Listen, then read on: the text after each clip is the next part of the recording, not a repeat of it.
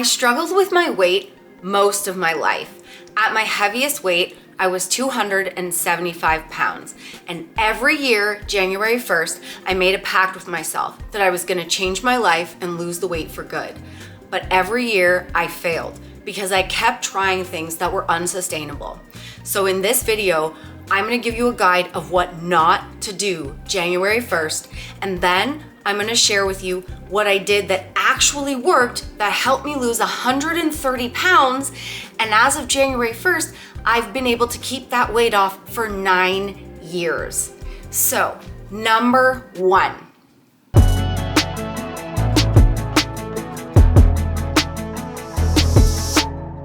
Don't make huge changes to your life or routine that you're not used to or you've never done before, because that's gonna set you up for failure.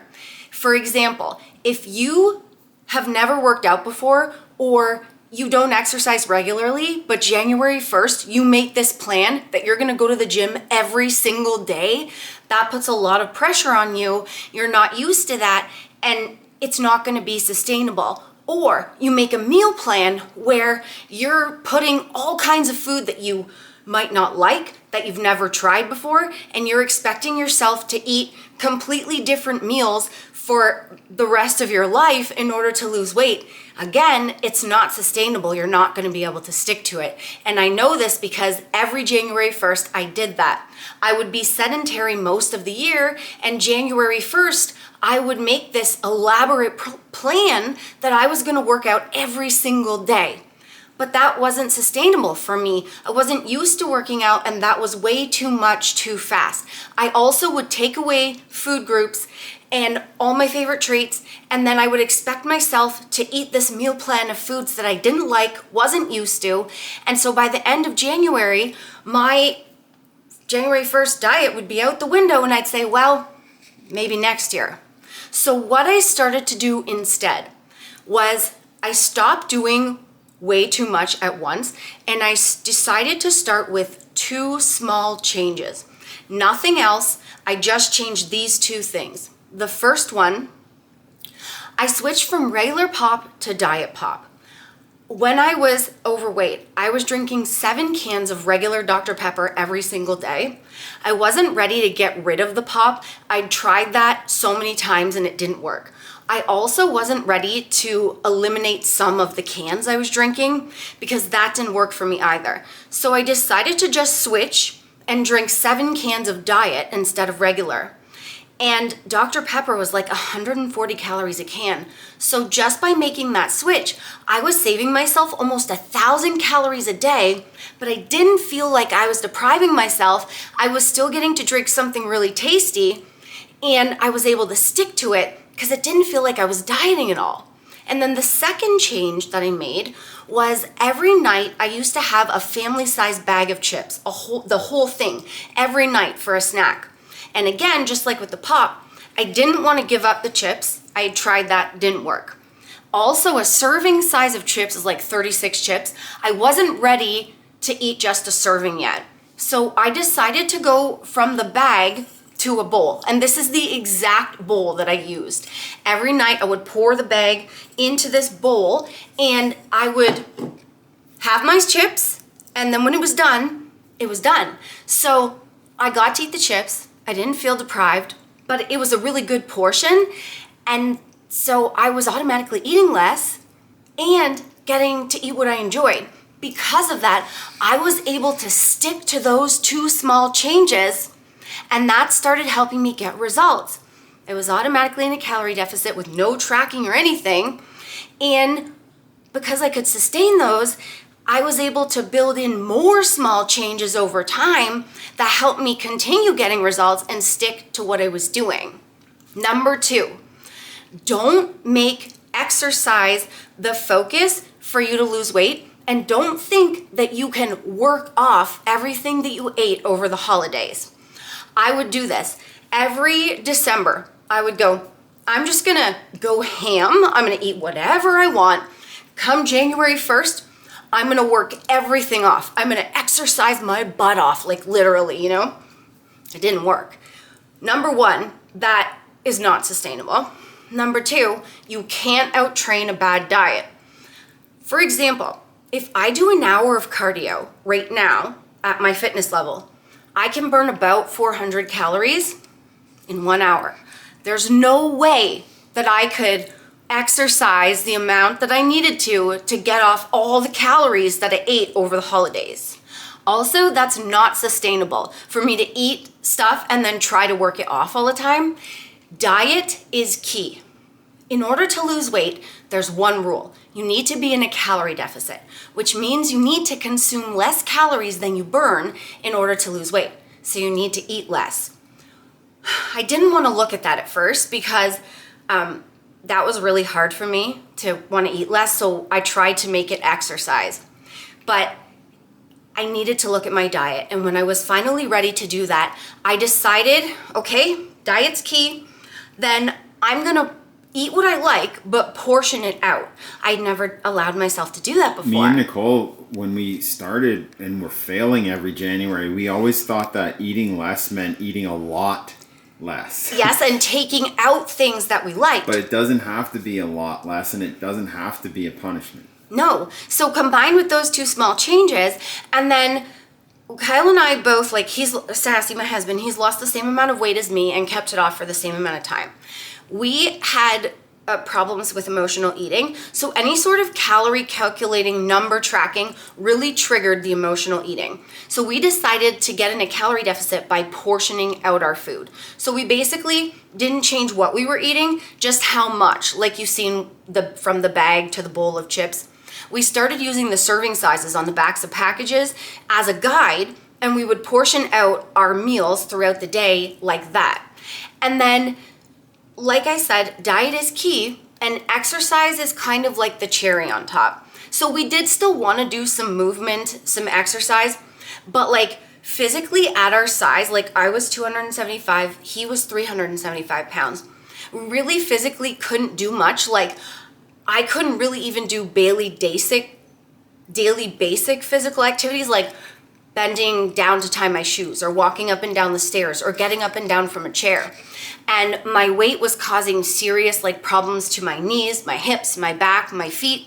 So physically, even when I would make these elaborate exercise plans, physically I wasn't even fit enough to do them at my size. So again, it wasn't sustainable. So I was like, okay, what can I do? I could walk a little bit, and so could Kyle. So we decided we were gonna walk for 15 minutes every day, being consistent with the portion control, and then try to be consistent with the walking. And so because I had plantar fasciitis really bad in my left foot, I could really barely walk. So I gave myself as many breaks as I wanted. I stopped about every 2 to 5 minutes, and I walked very slowly. But I kept doing it. And because I was consistent with the portion control and I started to be consistent with the walking, eventually I was able to go the full 15 minutes without stopping, and same with Kyle. So choosing exercise that you like, but as the bonus, as the cherry on top, and getting in a calorie deficit by eating less, choosing foods that you love, that is something that I was able to stick to. Me and Nicole put together have a lot of failed January diets. And one thing that we always did when we were failing was overestimate how effective exercise is and underestimate how effective eating just a little bit less was. And literally, like, I started with those 2 small changes, and Kyle did the same thing. And it's crazy how much just eating a little less actually does. And when you start slowly, it's like the tortoise and the hare. Slow and steady wins the race. Doing too much too fast, it's like a crash. You just can't sustain that. It's too much. It's too overwhelming. Number 3, don't label yourself saying, January 1st, I'm gonna be good, because you're implying that you were bad before. This is really something I struggled with. I would label myself good and bad depending on the food that I was eating. And I also labeled food good, bad, healthy, unhealthy. So this would set me up for failure, because what would happen is anytime I craved something that I labeled bad or unhealthy and I would eat it, I would then think that I was bad. I would make myself a bad person for eating that, feel guilty. The guilt would trigger my emotional eating. all heck would break loose, diet out the window, and then I'd fall off track for a very long time, and it would be this never-ending cycle again and again and again. So what I decided to do was stop labeling myself and stop labeling food. I stopped calling myself good or bad depending on the food that I was eating, and I stopped labeling food. No more labels of healthy, unhealthy, bad, or good. I allowed all food on the table, so to speak, and what I did instead was choose mostly nutrient-dense food every day, like lean protein, veg, fruit, whole grains, healthy fats, and also I included treats. I ate dessert every night, so did Kyle. Half a cup of low-cal ice cream usually with a couple of low-cal cookies, and that was part of the balance because there were no longer foods off of the table. I was allowed everything. Mostly I chose nutrient-dense foods so that I was taking care of myself and my body, but I didn't cut out the treats because that didn't work. What this does is removes the rebellion factor. And what it did was removed the guilt. The problem that I had was that I felt bad for liking food and I felt bad for eating food. So when I stopped labeling everything, bad or good and stuff, it allowed me to drop the guilt and just eat what I liked with no label around it. It was like freedom. And like Kyle said, there was no more rebellion because there was nothing to rebel against. There was nothing good, bad, unhealthy, healthy, just there's a time and a place for each food. Your diet shouldn't be a cult. Like, it shouldn't be bogged down with all these rules. Yeah. Now that I look at, like, nothing's bad and I don't label food, I feel so free. And my body tells me when I need something. And, like, Kyle and I, we'll crave fruits and veg and protein. Like, we've been craving more protein, so we're going to eat a little bit more tomorrow protein. It's like, you know what you need and you'll find your way. You don't have to worry or like obsess about food all the time and labeling it. Number 4, don't think that you have to remove food groups, skip meals, or remove treats in order to lose weight. Like I said, it's a calorie deficit. Calories in, calories out. The carbs were not making me fat. The treats weren't making me fat. I thought they were. No, it was eating too much that was making me gain the weight. I thought skipping meals, every day I would skip breakfast because I thought it would help me save calories so that I could lose weight. But the problem was, by skipping breakfast, like I was so hungry by the end of the day that I would just break. After dinner, I would break and I would just eat everything because I was so hungry. Once you're starving and you take that first bite, it's very, very hard to stop eating. And that's what happened to me every night. I'd skip breakfast thinking I was going to be good today, and then it just fell apart. And then on top of the skipping breakfast, I removed carbs and I removed all my favorite foods because I thought it would help me save calories. But it backfired because, again, it caused the rebellion. All I wanted then was treats and carbs because I took them away. And so what I started doing, I decided to eat 5 meals a day, 5 smaller meals, and I would spread them 2 to 4 hours apart. So I ate breakfast, lunch, dinner, and 2 snacks. That helped me stay level throughout the day so that I wasn't starving at night and I didn't really need to overeat because I felt like I was getting enough food throughout the day. And then I allowed myself to eat all the food groups, a balance, like I said before. I chose foods that I liked, portioned them out, and I made sure that I had a balance of everything so that I had a wide variety. And that allowed me to stick to what I was doing. Number 5, the last one. Don't set specific number goals in specific time frames. Anytime that I did that, like one goal that I set was, I'm gonna lose 14 pounds in 2 weeks. Not only is that like really unsustainable, but like that put so much pressure on me because now I needed to lose the 14 pounds in 2 weeks. And I actually would take it very far. I would get a calendar and I would mark every day what I was going to weigh. I'd get on the scale and I would have to weigh a certain number on a certain day. And I made it so that by that last week, the end of that week, I lost the 14 pounds. Well, that's a lot of pressure, expecting my body to operate like that. And obviously, I couldn't sustain that. So what I started to do was make a more generalized goal.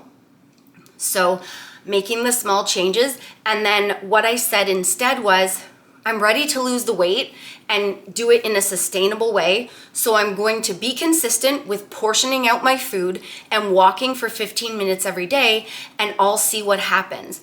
Because I made it more general, I felt free. And every day I kind of just tried to be consistent. That was my goal. Just be consistent with eating less and moving more. And it worked. And eventually the weight was coming off. And that's how I've been able to lose the weight and keep it off for as long as I have. Same with Kyle.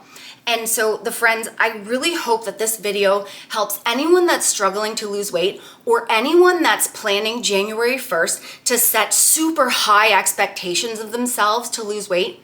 Please remember, weight loss should never be a punishment. Slow and steady wins the race.